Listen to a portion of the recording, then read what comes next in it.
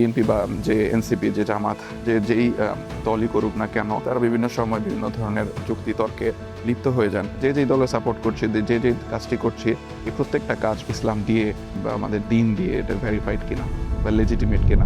আমি আরেকটি মেসেজ এখানে দিতে চাই, যারা বিএনপির ভাইরা রয়েছেন তারা বিভিন্ন সময় বিভিন্ন ধরনের যুক্তি তর্কে লিপ্ত হয়ে যান।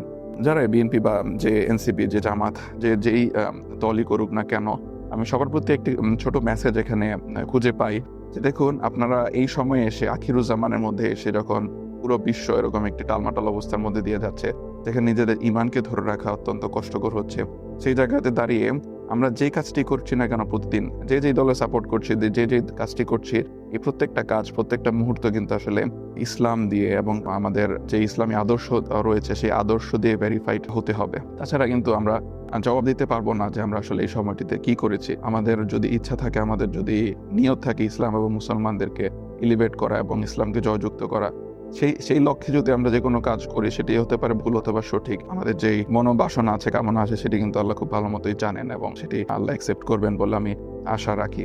তো সেই জায়গা থেকে আপনারা যে কোনো কাজ করবেন, যে কোনো দল সাপোর্ট করবেন, এই মেসেজটি আপনারা অ্যাটলিস্ট খেয়াল রাখবেন যে আমার এই কাজটি, আমার এই সাপোর্ট করাটি ইসলামের পক্ষে বা ইসলাম দিয়ে বা আমাদের দিন দিয়ে এটা ভেরিফাইড কিনা বা লেজিটিমেট কিনা।